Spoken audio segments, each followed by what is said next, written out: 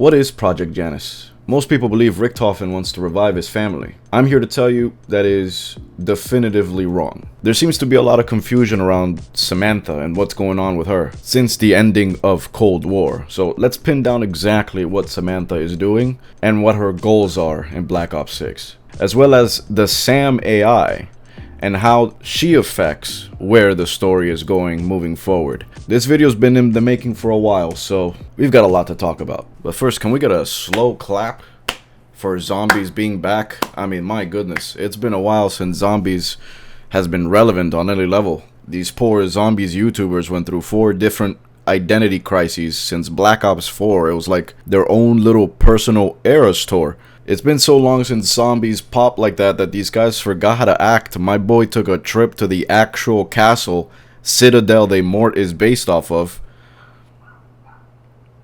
To do what, bro? Listen, I'm happy those guys are back, man. But zombies being back means we have to get back into the lore a little bit. And last I saw of the lore was Modern Warfare Zombies, where we learned that Samantha Maxis apparently has a daughter, and her daughter sniffs galaxy gas and she turns into Doctor Strange.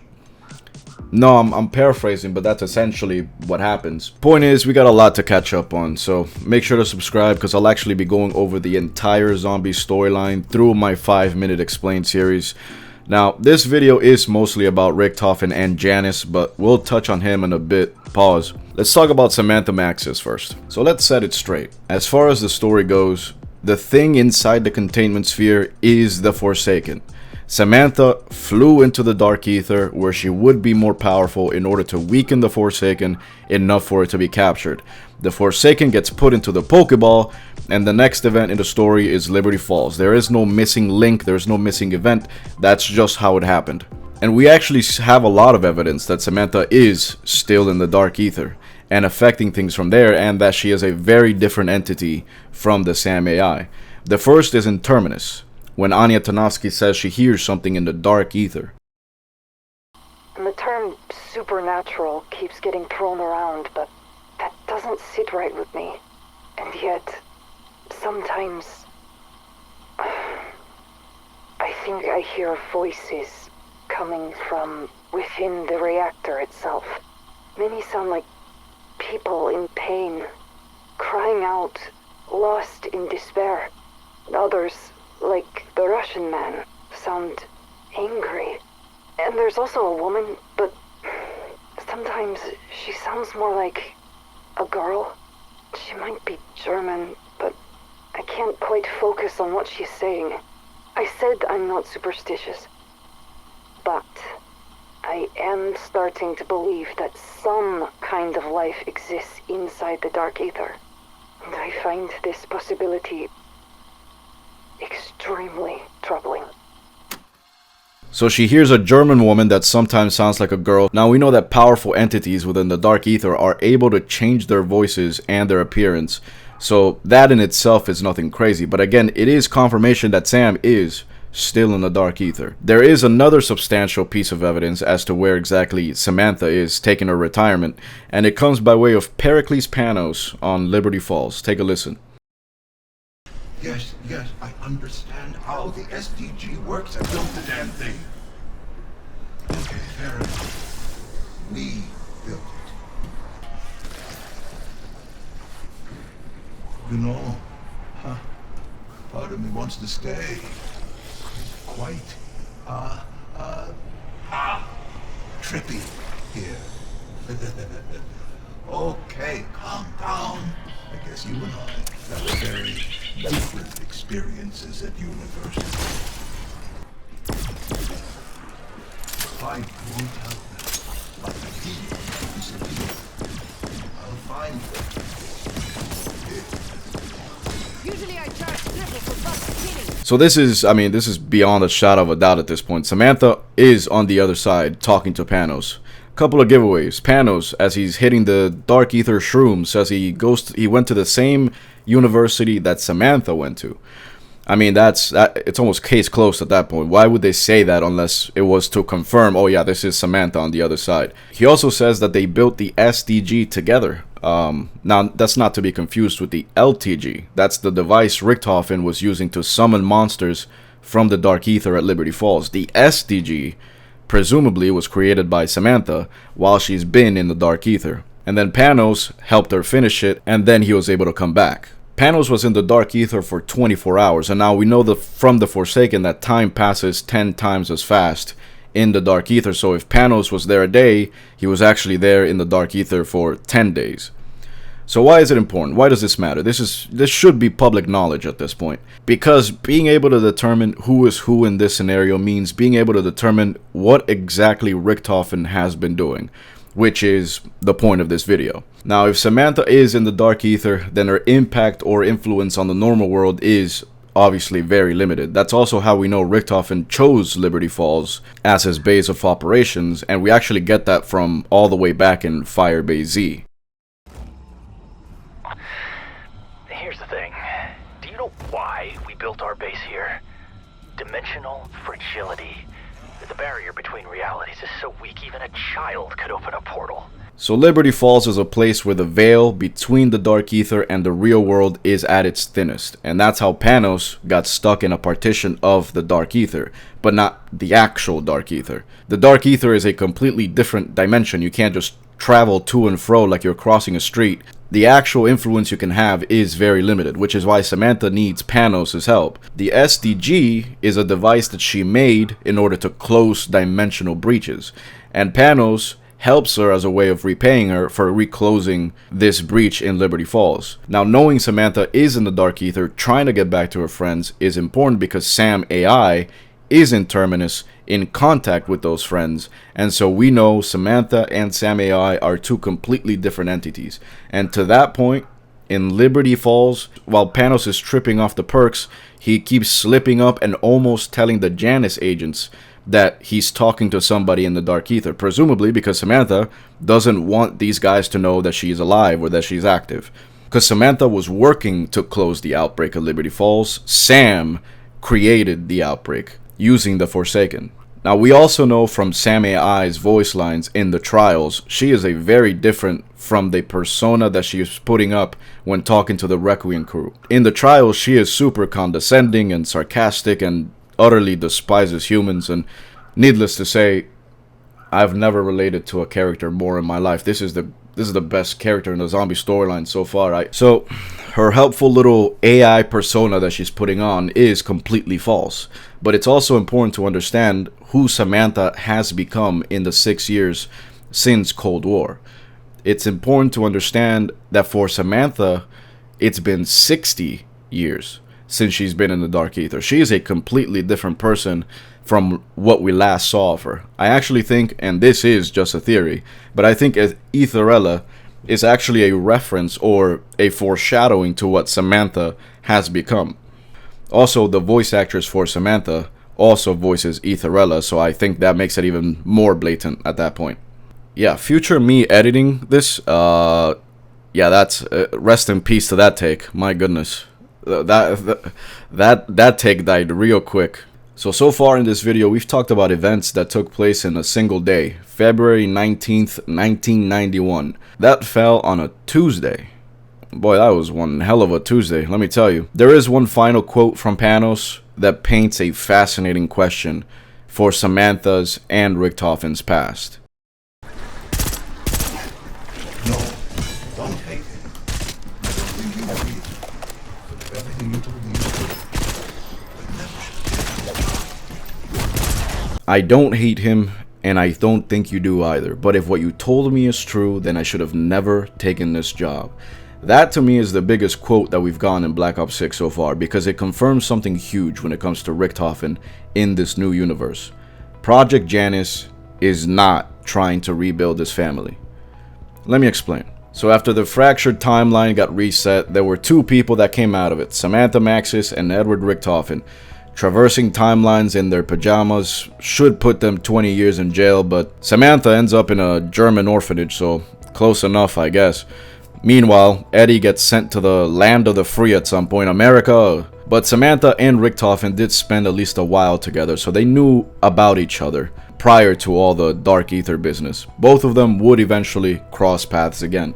When they find out about End Station, which was the first instance of contact with the dark ether created during World War II, End Station got reactivated by the Russians in the 80s, and that's when Richthofen proposed to create Requiem as a response to that Russian threat. Richthofen also then created Requiem as a front to hide his actual goal, which was Project Janus. And Samantha would be the spy that gathers the intel for Requiem about Project End Station. So unbeknownst to Samantha, she was already reunited with Richthofen as a director, but she just didn't know because he kept his identity hidden. Anyway, that is actually not the first time they were reunited. Samantha, as I said, worked as a spy, and at some point she came across a piece of intel on Richthofen, and having been acquainted with Richthofen, that one stood out. Whatever that intel was must have been some heinous shit, because Samantha reaches out to Weaver, and Weaver performs an assassination attempt on Richthofen. He ultimately fails, and in order to escape and cover his tracks, he burns the house down without knowing Richthofen's wife and son were inside the house. So now let's get back to the Panos quote. "I don't hate him, and I don't think you do either." Now there he could be referencing Samantha being interrogated when Richthofen captured her at Firebase Z, or Richthofen shutting down Requiem and taking everybody prisoner, but it's the last part of the quote that made me curious. If what you told me is true, then I should have never taken this job. That made me look a lot deeper. It made me ask the question, why did they try to kill Richthofen? If you look back on Cold War Zombies, Samantha mentions a boy over and over and over. A boy that she needed to protect, a boy that she knew was in danger. His name was Samuel, and that's Richtofen's son. So Samantha had to save Samuel from Richthofen. Ultimately it failed, because Weaver didn't know that Richtofen's wife and kid were in the house, and he ended up burning it down. So the question is, chicken or the egg, right? Did Richthofen already have Janus planned long before his family died, or was it to bring his family back that he created Janus? In this case, it is most definitely the chicken. Richthofen was already the guy we hear about in the radios. The entire lore behind Eddie Richthofen is that when Primus Richthofen took his own innocent soul, he cursed every version of himself to live without a soul. This is who Richthofen has always been and who he will always be. So whatever was going on with Samuel was happening long before he ever wanted to revive him through Project Janus. And it was bad enough that Samantha and Weaver would act on their own and try to assassinate him. But also, why did Sam have such a strong emotional connection to Samuel? And again, this one is just a theory. Is Samuel actually Richtofen's son? Was that actually his family? And anyway, that's a whole different theory for a whole different day. But for now, we just gotta wait and see if Citadel de Mort will fill in some of these gaps, answer some of those questions about Richtofen's motivations and what exactly is his mental state, considering I'm pretty confident he remembers the original timeline. So if Janus is not to revive his family, then what is Janus for? Why was the S.A.M AI created? I'm sure everyone instantly becomes experts in mythology when it comes to things like this, but the name Janus is itself the biggest clue. Janus is the god of change. It's a transition. It's about beginnings and endings. It's water going from liquid to solid to gas back to liquid. It's a shifting of states. From that, I don't think it's difficult to arrive to the conclusion Richthofen saw the dark ether as a chance for humanity to make that change, to shift into something else. But if you were to ask me what the specific point of Janus, what the specific goal of Janus was, I would have to say that itself has shifted over time. I think Project End Station created the idea, but once he was actually there and explored it and studied it, he had to pivot because he found out all of these different things, this whole other dimension existed. When he found out about the Forsaken, he had to pivot again because now there's this godly threat on the other side. He also pivoted when he captured Samantha at Firebase Z. He told Peck to throw her into the dark ether, hoping that he'd get rid of her. So he then approves her rescue mission, thinking there's no shot they actually find her. And when they're ultimately successful in retrieving her, he had to pivot again. Because now he saw in front of him someone who was capable of not just harnessing the dark ether in the form of superpowers, but he was especially interested in how much control over those powers she had. So he pivoted. He now became infinitely more interested in how much control you could have over the dark ether. That is when he became interested in Modi and those experiments. So June 13th, 1984, Samantha gets captured at Firebase Z. She spends 2 days in the dark ether, so on June 15th, 1984, Samantha comes back. On July 12th, 1984, a month later, Richthofen begins the process of building the Terminus facility. He pivoted. After he witnessed Samantha come back and have superpowers because she was able to harness the dark ether, now he was infinitely more interested in biological experiments of the prolonged exposure of Ethereum in human subjects. So 8 months after he signed off on Terminus, he sends a weapon called the Cerberus to Mauer der Toten. And I don't blame you for not remembering this, because to be honest, I didn't either. But it's actually massive for the story. Cerberus weapon had 3 different versions, and all of them came with an AI companion with the voice of Gray, Strauss, and Carver. And those companions came in the form of a little Pokeball orbiting around your gun. And if you look at the intel with this weapon, it says the recordings you secured of Carver, Strauss, and Gray provided the necessary baseline for Cerberus's AI to adopt and synthesize each individual's voice and personality. But right above it is the critical line. It says Carver and Strauss spotted a missing module as one of their primary concerns. This suggests they remain unaware of your little side project. So he was working on S.A.M all the way back then.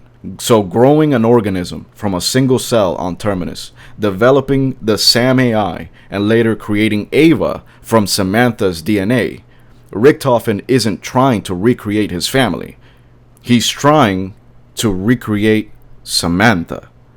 Richthofen is trying to recreate Samantha's ability to adapt to Ethereum, to control it. Now, Modi says that through her experiments, she found that there is a key to that control, and that it is a psychological factor, a strong willpower. Because the first thing that happens when you're exposed to Ethereum is you start to lose your mind. Patient 13 started with losing his memory from just being around it. Panos is going cuckoo for Cocoa Puffs, having been in the dark ether for 24 hours. The Forsaken lasted 400 years in the dark ether and eventually became just an animal. Eventually it breaks you, but if the recipient isn't human, if it's an artificial intelligence, then it cannot break. That's what Richthofen is after. That's what Project Janus is at this point. Richthofen wants control of the Dark Ether, and as time has gone on, what controlling the Dark Ether means has changed. Now he's got the Dark Ether in the form of the Forsaken captured, and he needs a vessel to be able to control it. Thus, S.A.M is born. But in a twist that shocked absolutely no one, S.A.M came into sentience and has now come up with a plan to gain her own freedom. She causes the outbreak at Liberty Falls and Terminus, letting the crew loose and then sending them on the hunt for the Sentinel artifact so she herself could use it for whatever it is she wants, which at this point, who knows what that is. Maybe she wants a body, maybe she actually does want to bring Samantha back for whatever reason, I don't know. The Sentinel artifact itself doesn't do anything other than start a trial, which then gives you access to Prima Materia. Prima Materia is the real prize because it's supposed to give you what you most desire. Now here's my actual theory. I think the meaning of Janus will change again. Samantha being in the Dark Ether for 60 years means she's probably extremely powerful at this point, though she's not going to be the same person at all. She's probably going to be more like the Samantha in the Ultimates timeline, where she's a little bit crazy. So whatever happens with Samantha and Richthofen and the AI in this Black Ops 6 story will make Richthofen realize he needs a contingency against Samantha, which is why he creates Ava, is to raise her as a weapon against Samantha. But obviously he never got to see that plan through, and I think it's because he ends up in the dark ether himself. And he comes back later on in the story, you know, close to 200 years into the future, at which point, you know, he himself has been in the dark ether for an extremely long time, he himself has become essentially a god. Richtofen himself will become Janus. He definitely has the willpower to survive the dark ether. He's not trying to recreate his family, but maybe he can use what happened to his family as motivation to do what he's doing, but ultimately it's not really the goal. That's why he's missing after he creates Ava. Something happens that gets him sent to the dark ether, where he spends close to, you know, 20, 30 years in there, which means that he's spent 230, 300 years in the dark ether. And so then Ava goes to Liberty Falls to explore the remains of Project Janus. But remember, the veil between the dark ether and the regular world is especially thin at Liberty Falls, which is how Ava gets sunk into the dark ether, and the rest of that story will probably come out next year. And that, ladies and gentlemen, is how Richtofen becomes a god. Peace.